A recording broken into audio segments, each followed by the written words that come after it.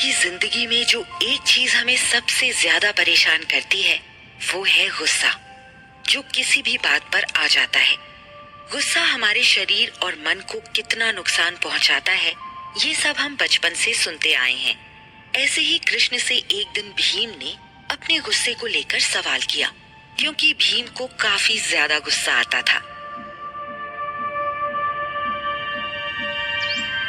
भीम ने गंभीर होकर कृष्ण से सवाल किया, कान्हा, आप तो जानते ही हैं मुझे अक्सर गुस्सा आ जाता है और कई बार तो मेरे बस से बाहर होता है। मैं चाह कर भी खुद को काबू में नहीं रख पाता हूँ। आप तो जानते ही हैं कि गुस्से में मैंने कई बार कितने गलत कदम उठाए हैं। कृपा करके इसके लिए कुछ रास्ता दिखाइए। कान्हा भीम को जानते थे और उसके गुस्से को भी।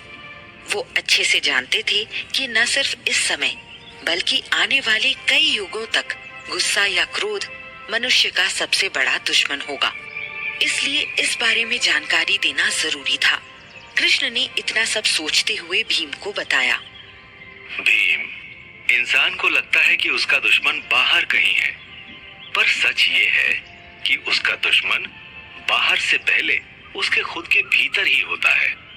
इंसान को बाहर के दुश्मनों से लड़ने से पहले अपने भीतर के दुश्मनों से लड़ना चाहिए। उन भीतर के दुश्मनों में सबसे बड़ा दुश्मन हमारा गुस्सा ही है। भीम कृष्ण को देखकर समझने की कोशिश कर रहा था, पर उसे समझ आकर भी कुछ समझ नहीं आ रहा था। कान्हा, गुस्सा भी तो मन का ही एक भाव है। अगर प्रेम इंसान का भाव है तो गुस्सा भी तो है। फिर उससे कुछ अच्छा क्यों नहीं होता? और प्रेम से सब अच्छा ही क्यों होता है? ये बहुत अच्छा सवाल है भीम। लोगों को लगता है कि प्रेम, दया, करुणा ये सब भाव अच्छे हैं तो इनका जितना चाहे उतना इस्तेमाल कर सकते हैं, पर ऐसा नहीं है। किसी भी भाव के ज्यादा होने से आदमी अपना नुकसान ही करता है, चाहे वो प्रेम हो या गुस्सा। भीम अपने दिमाग को दौड़ाने की कोशिश कर रहा था, पर प्रेम के बारे में कान्हा की बात उसे अजीब ही लग रही थी, क्योंकि खुद कान्हा बहुत बड़े प्रेमी के रूप में जाने जाते थे। कान्हा, प्रेम भला कैसे किसी का नुकसान कर सकता है? प्रेम तो इस दुनिया का सबसे अच्छा भाव है। ये तो आप ही कहते हैं ना? कृष्ण भीम की दुविधा को समझ रहे थे और ये देखकर उन्हें थोड़ी हंसी आ रही थी। उन्होंने अपनी सुंदर मुस्कान के साथ भीम को समझाया, जरा सोचो भीम, तुम किसी से प्यार करते हो और सिर्फ प्यार ही करते हो, तो इससे क्या होगा? खाना कैसे आएगा? काम कैसे होगा? बाकी चीजों का क्या होगा? कपड़े क्या पहनोगे? ये जो तुम इधर उधर दिन भर घूमते हो, इसके पैसे कहां से आएंगे? भीम, जीवन सिर्फ प्यार करने से नहीं चलता है। प्यार, गुस्सा और दुनिया का हर एक भाव एक संतुलन में होना चाहिए। जिसने ये संतुलन बना लिया उसके लिए ये कठिन जीवन आसान हो जाता है, पर ये इतना आसान नहीं है जितना मैं कह रहा हूँ। यहाँ तक मैं खुद जो तुम्हें इतनी बातें बता रहा हूँ, मुझे भी कभी कभी बहुत गुस्सा आता है। तो आपको जब गुस्सा आता है तब आप क्या करते हैं? गुस्से को क्या सच में काबू में किया जा सकता है क्या? बिल्कुल भीम, गुस्से को काबू में करने के लिए हर इंसान को बस अपने मन को काबू में रखना होगा। और अपने गुस्से को समझने के लिए सबसे पहले ये समझना होगा कि हमें किन बातों से गुस्सा आता है, किस समय गुस्सा आता है, और गुस्सा आते ही हम सबसे पहले क्या करने की कोशिश करते हैं। इन सब बातों को सोचते ही पहले तो तुम्हें ये समझ में आ जाएगा कि कई बार हम कितनी बेतुकी बातों पर गुस्सा होते हैं, या फिर कई बार बड़ी लड़ाई कर बैठते हैं। सबसे पहले इन वजहों का पता लगाना होगा। कान्हा, आप कैसी बातें करते हैं? भला कोई गुस्सा करते हुए ये सोचेगा कि मुझे गुस्सा किस वजह से आ रहा है? वो तो सीधे गुस्सा करेगा ना। कृष्ण ने एक बहुत सुंदर मुस्कान भीम को दी। सही कह रहे हो भीम जी, पर अपने ऊपर काम करने वाले इंसान और बस यूं ही जीवन जीने वाले इंसान में यही तो फर्क होता है। जिसे ये अपना जन्म सुधारना है और अपने गुस्से पर काबू पाना है, वो सबसे पहले हर वक्त सजग रहना शुरू करेगा। इस बात पर सजग रहना कि किस घटना से हमारे भीतर कौन से भाव पैदा हो रहे हैं, ये करना बहुत अभ्यास का काम है। पर जब हम इसे करने लगते हैं तो 2 ही दिन में इसका असर दिखने लगता है। उस अभ्यास में हम ऐसा क्या कर सकते हैं जिससे हम अपने गुस्से को अपने काबू में कर सकें? पिछली कई सदियों से आदमी अपनी सांसों को काबू में रखकर सब कुछ कर लेता रहा है। हर भाव का संबंध हमारी सांसों से जुड़ा है। तुम देखते होगे कि जब हमें गुस्सा आता है तो हमारी सांसें कितनी तेज हो जाती हैं और एक किस्म की बेचैनी हमारे शरीर में होती है। इसलिए जरूरी यही है कि हम रोज कुछ समय अपनी सांसों को काबू में करने का अभ्यास करें। योग या फिर प्राणायाम करना गुस्से को शांत करने का सबसे अच्छा तरीका है।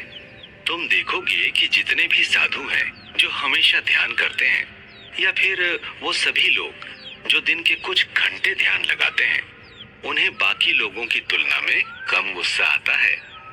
उन लोगों का असल में अपनी सांसों पर काबू है। जिसका सांसों पर काबू हो गया, उसका बाकी सब पर भी काबू हो जाता है। कृष्ण ने लगभग सब कुछ जैसे भीम को समझा दिया था, पर भीम को अभी भी बहुत कुछ जानना था।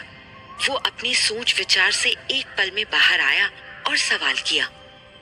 ये सब तो ठीक है कान्हा, पर अगर किसी ने हमारी इच्छा के हिसाब से काम न किया हो और उससे हमें गुस्सा आए, तब क्या करें? कई बार लोग ऐसी गलतियां कर देते हैं कि दिमाग खराब हो जाता है और गुस्सा आना लाजमी हो जाता है। इसके लिए क्या तरीका है कान्हा? किसी भी गलती के लिए उस पर चिल्लाना या गुस्सा करना सबसे आसान है, बल्कि उसे माफ करना या फिर उसे समझाना बहुत मुश्किल। हर आदमी गलती पर सिर्फ डांटता है, समझाता कोई नहीं। जो गुरु अपने शिष्य को उसकी गलती पर डांटता नहीं बल्कि समझाता है, वो शिष्य बहुत समझदार होता है। जबकि डांटने वाले गुरुओं के बच्चों का आत्मविश्वास कम हो जाता है और वो कुछ नहीं कर पाते। इसलिए लोगों को माफ करना सीखना चाहिए।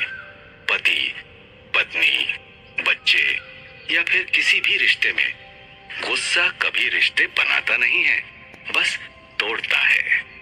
जो माँ बाप हमेशा बच्चों पर गुस्सा करते हैं, वो बच्चे अपने माँ बाप से सच बोलना बंद कर देते हैं। अगर शांति से, समझदारी से बात की जाए तो हर बात आसान है। जो इंसान शांत स्वभाव में रहता है, वो ज्यादा सुखी भी होता है और अपने काम को अच्छे से कर पाता है। इसीलिए मैं चाहूंगा कि तुम भी बेवजह गुस्सा करना छोड़ दो। कान्हा, ये बात इतनी आसानी से कोई पहले समझा देता तो मैं अपनी इतनी शक्ति गुस्से पर कभी बर्बाद नहीं करता। बस कान्हा, एक आखिरी बात, एकदम से आए गुस्से को कैसे रोकें? जैसे ही गुस्सा आए, तुरंत अपनी सांसों पर ध्यान दो। सांसें तेज चल रही हो तो उन्हें सामान्य करो और फिर समस्या के बारे में सोचो जिसके लिए तुम्हें गुस्सा आ रहा था। कई बार बस चुपचाप बैठे बैठे खींच भी होती है, तो उस खींच की जड़ तक पहुंचो। कई बार गुस्सा हमें खुद पर आ जाता है और उसे हम दूसरों पर उतारते हैं। दूसरों पर गुस्सा उतारने वालों को ही सबसे ज्यादा योग और प्राणायाम की जरूरत होती है। अगर ऐसे लोग दिन के कुछ पल भी अपनी सांसों को देंगे तो उन्हें बहुत फायदा होगा।